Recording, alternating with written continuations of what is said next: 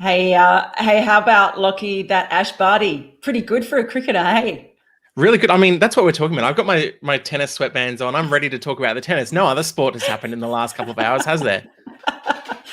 Oh dear, you're suffering, poor little Lockie. Yes, it's may as well get this post-mortem over and done with. Let's roll the bumper.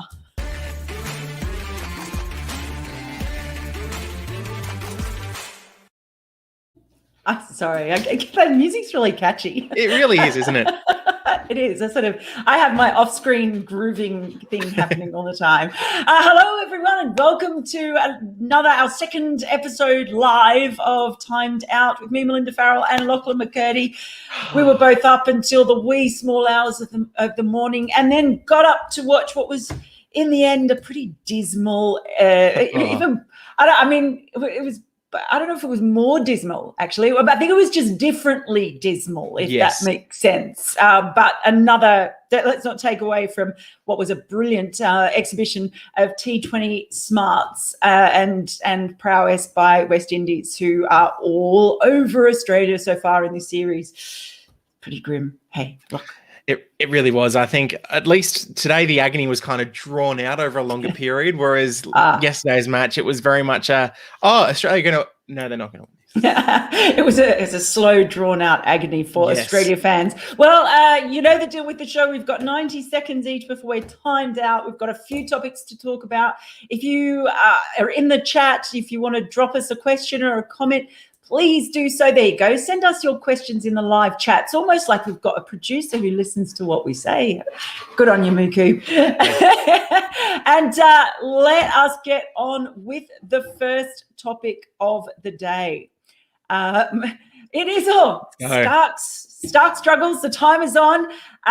Look, it's one of those things. If you don't play a lot of T20 internationals have spoken about this. He's hardly played any since 2016. Pulled out of the IPL, concentrate on Test cricket. It's a really specialised format, and with Mitchell Starc, it feels like if there's no swing, he has that bit of inconsistency. I think he brought back his lengths a little bit today, but it's still bowling, looking maybe for that bit of swing, bowling full. It is just right in the hitting zone for a number of these West Indies players. And that is a real problem. And he's smiling there. I don't know how. That was a pretty good get to get him smiling, because it didn't feel like he was smiling too much today. But bowlers like Hazelwood and Starc, they play so much Test cricket where it's about patience, line length. With Starc, it's about being that strike bowler and coming in with those Yorkers and creating footprints, all of those things. Just do they have the tactical nous and the variations, Starc in particular, to actually be effective in this side? I don't know. This is a real test for it, of course, and maybe he will get into the rhythm that he talked about wanting to. Oh my God, we've got a timer. I'm feeling so under pressure. Anyway, that's probably all I want to say about Starc struggle. So over to you, Locke. Well, look, I've got a fair few things to say about Starc. First, I want to start with some of the statistics. I mean, his second most expensive figures in T20 international cricket. The first time in his T20 international career that he's gone back-to-back games wicketless, which is pretty disappointing. Again, like you mentioned, no swing, which I think you covered well. And for me, I was calling out for more of the Yorker. I mean, he is probably one of the best in the world in terms of actually bowling that Yorker delivery. And I feel like we just don't see it enough in T20 cricket. He's so busy trying to find that swing, especially early on in the innings, that he can, as soon as he just misses that length by a fraction, whoever is batting up the other end can just get under it and use that pace to hit it for six. Yeah, look, I personally just feel that bowling is probably, it's hard to look at that performance and say we've got a strength as a squad at the moment, but considering this squad in the West Indies, we've got a real depth of bowlers. So I wouldn't be surprised to see Justin Langer try and change things around a little bit for the rest of this series and potentially Bangladesh as well, just to see what kind of depth he's got. Because obviously you've got Riley Meredith there, who's extremely quick. You've got AJ Ty, who offers something a bit different. You've got young Wes Agar, who could potentially make his debut. Yeah, I think, look, as we spoke to Mitch Marsh quickly after this match on the press conference, and he still is firmly of the belief that Starkey is one of, if not the best limited overs bowlers of all time. I guess we just have to wait and see how that goes ahead of the World Cup. Oh, good time. I still got the duck. Still got it. I didn't hear it for me, but yeah, I love loving the pressure of this time of year. It feels like we're properly being timed out. Yes. A couple of comments coming in. So Gopal B says, does anyone in Australia know how to play T20s? Well, yeah, Ash Barty played for the Brisbane Heat, brilliant, and then she goes in and wins Wimbledon. So she obviously knows how to play T20 and tennis. So Yeah, that's definitely. great. And when you talk about Mitch Marsh speaking afterwards, he was also asked if, you know, missing the likes of Glenn Maxwell in the side, and you know, you're in a tough position answering that, aren't you? Because you don't want to, you know, diss your own team really by saying who you're missing. Yes, they are missing players who probably know how to play T20 a bit better and are more experienced in playing T20. Yes.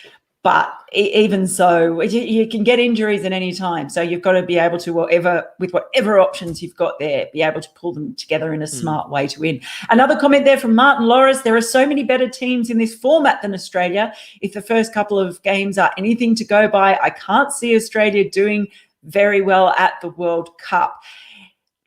I saw someone post on Twitter that T20 is second fiddle in Australia. It's not second fiddle, it's third fiddle, really. It definitely comes after Test cricket, and I think it comes after one-day cricket as well.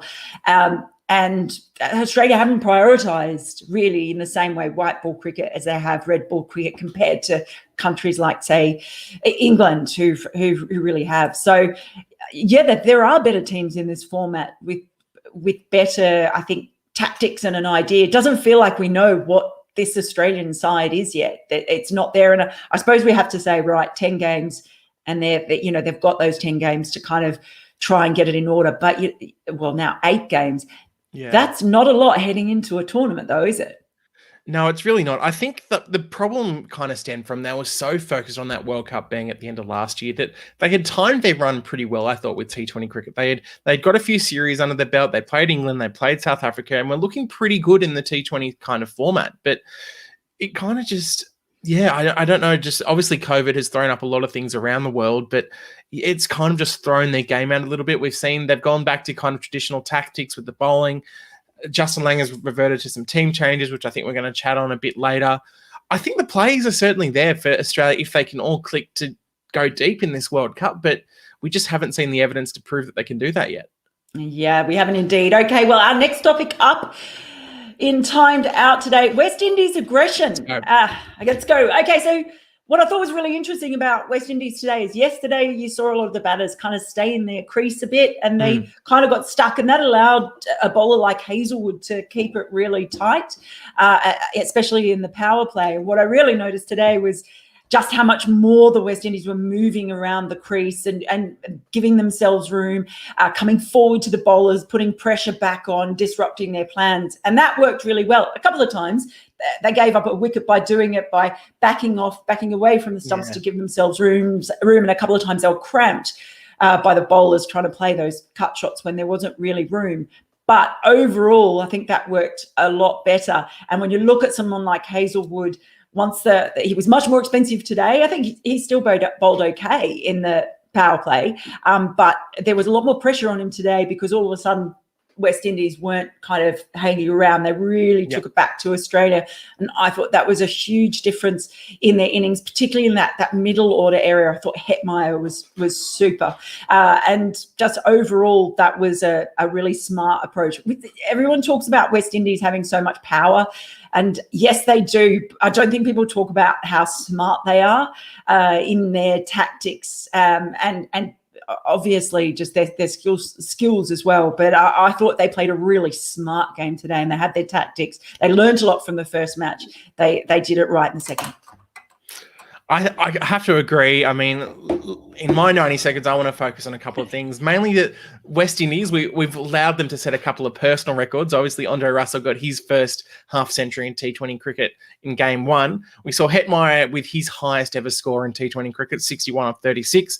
Dwayne Bravo hit his highest T20 international score for about 5 years, a one-handed 6 there. I mean, that was quite a remarkable shot. I mean, why use 2 hands when you only need one to hit a boundary over the rope? I mean, yeah. Not much you can say there. Andre Russell finished with 24 of 8, which I believe is his highest ever strike rate at the end of a T20 innings. And it was the highest ever first innings total in St. Lucia. So they definitely got on top of the Australian batters. And I think for the most part, Australian bowlers rather. And yeah, for the most part, the Australian bowlers just didn't have many answers and they weren't changing it up. I think we're going to chat about it again later because it's something that's really bugged me about these opening 2 games is the emphasis on trying to get the 4 quicks, making sure they bowl all their 4 overs, even if they maybe aren't bowling as well, especially when you've got 3 all-rounders in the side who are good at variation bowling. So, yeah, I think the other big thing that I saw was just the West Indies' ability to clear the rope. 13 sixes they hit in their innings, and the Aussies only managed to clear the rope twice. I think that's going to be a big difference once we get towards the end of this series because I tell you what, 196, that's tough to chase down on any pitch, let alone in the West Indies. Yeah, it is. A little caveat there. Chris Gale is one of those experienced players that you talk about having the big scores. Not finding it as easy to score. So that's kind of interesting. Actually, there you go. Yeah, perfect. Danya Janaki, you have read my mind. You just asked, is Chris Gale's batting at the moment a cause for concern? Yeah, probably is. He actually looks a bit concerned if I don't know if you're that's reading his expressions correctly, but it is perhaps a bit of a concern. I mean, there's so much other batting around him anyway, and so much other power that they can probably, especially with Australia playing the way they are, they've got a bit of a luxury in allowing him to sort of see if he can regain his groove a little bit. But that there's a lot of competition, I think, coming in for some of those places in that West Indies batting lineup. So I think you'll really be hoping to make an impact at least in 2 out of the next 3 games, just to really prove that he's still the man to bat up there for the West Indies.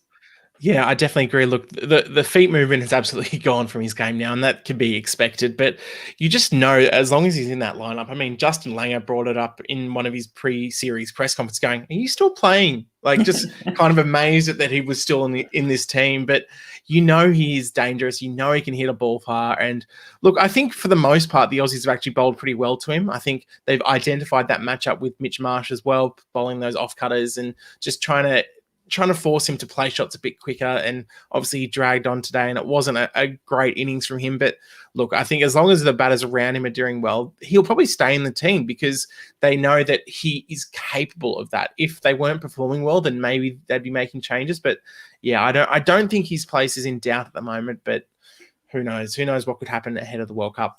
Yeah, well, let's bring up our next topic for Timed Out today, the Marsh resistance. Here we go. Mitch Marsh, I'll let you go first, Lockie. Okay, let's go. Mitch Marsh, number 3. I like Mitch Marsh batting at number 3. I mean, it feels like the right spot for him. We kind of touched on this yesterday that it feels like it suits him more. He has that more time to build an innings, which we saw today where he was run a ball for a lot of the innings as opposed to game 1 where he actually was hitting quite quickly, quite early. But yeah, another 50. Pretty incredible that he had none in his first 20 T20 matches, and now he's got 2 in his last 2. So it kind of shows that, yep, this is working. But I think he's also showing a level of patience that no one else in the side has been showing in their batting. He's looking to work the ball around, look for singles. He's happy to take 1s. He's happy to take 2s. And then on top of that, he can occasionally find the boundary. I think his back foot, he's playing off the back foot, has really improved. And I think that's going to be a huge strength if he's looking forward. Again, we spoke with him after this match and he kind of said, look, I'm happy to bat anywhere. I'm not going to say I have to bat at 3. I'm not going to say I want to move down the order. I'm just happy with whatever's happening. And I guess that's the sign of someone who's happy with his form at the moment, that he's kind of just enjoying being out on the pitch and batting wherever he needs to for his country. And at the moment, he just needs a little bit of help. I guess the one thing we could say, though, is that he needs to kind of go on with it. You need someone in that T20 innings to kind of not quite carry your bat, but just bat the majority of 16, 17 overs, especially when you lose an early wicket. We saw Marsh bat for about 13 overs after he came in the first over. He got to 50 and he holed out again. Kind of disappointing. Wow. That's what I say to you. I mean, yes, perhaps, but it's pretty hard to really criticize the only batter who's actually kind of held up any resistance at all. But I mean, I do know what you mean, but at the end of the day, it can't just all be on Mitch Marsh's shoulders. He has, like, I think he's been the standout so far. We're only 2 matches into this 10-match kind of series, but he's definitely shown with bat and with ball as well. The fact that he is able, he has got those slower balls and he has got those cutters. He's just I think he's a more in a way, he's more a canny T20 bowler. Of course, he's played a lot of Test cricket, but he has played a lot of T20 cricket as well, and he's captained the Perth Scorchers too. So he's got that sort of tactical nous in knowing what works. So, I think he's proven himself pretty useful so far.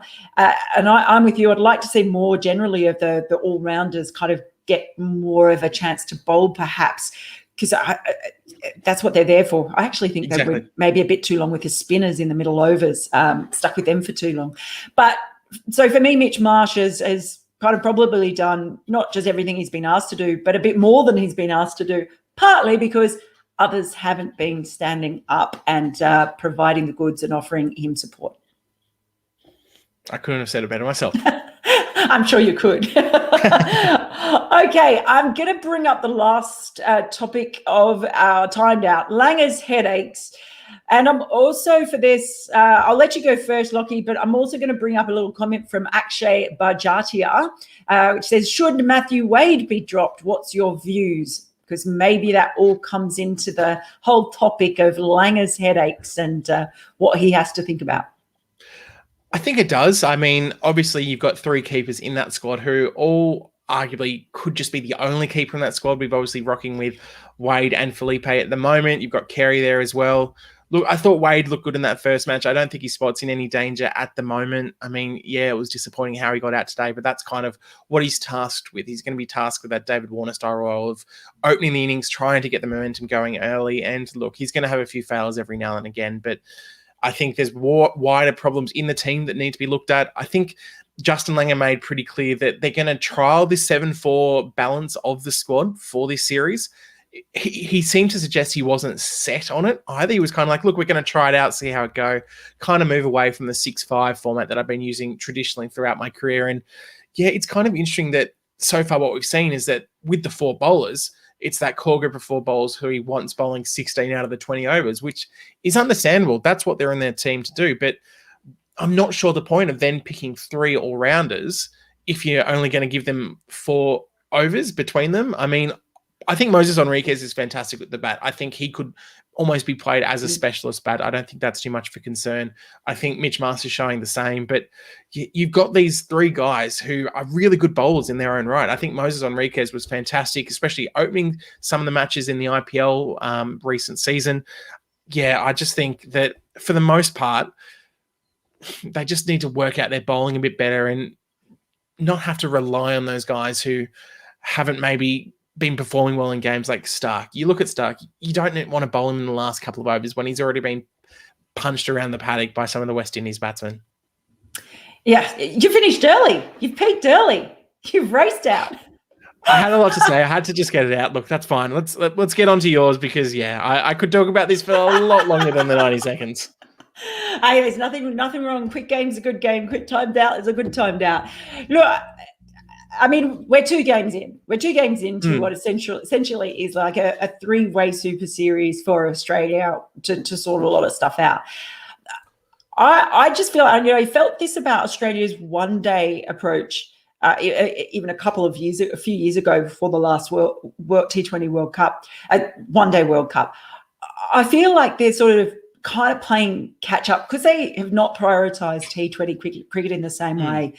And the analytics that go behind it. You look at what England just did where they had a whole first team missing for one-day cricket. And then they brought others in. A lot of that's because they know exactly who fits into what slot. Yeah. And Mitch Marsh said after the match today that, yes, they all know their roles as batters, but it doesn't seem very clear. You know, they had that tactic in the first match of go hard in the chase, and it really didn't work. And then in the second match, they didn't have any choice but to go hard, and they just didn't have the batting. That whole idea of Matthew Wade being dropped, though, who are you going to replace him with? Like, there's not... It's not Felipe hasn't exactly, stood out or shone so far in this series. Yep. So there's Carey there that you can bring in as well, but not bat him there. We know Dave Warner's going to come back into the side and open. There are a whole lot of things there. I just feel like I don't see a really clear tactic and way forward for Australia at the moment. Still a few more matches to come. Yeah, that's true. It'll be very interesting to see what happens for the rest of this series. The last few T20 series, the question's been asked, are you prioritising for the World Cup or do you want to win the series? And the answer's kind of been, we always want to win the series. Australia always wants to win every game they're going to play. But does it get to the point where you get a few games in the legs of some players who might not have featured just to see if they can have a chance at the T20 World Cup later this year?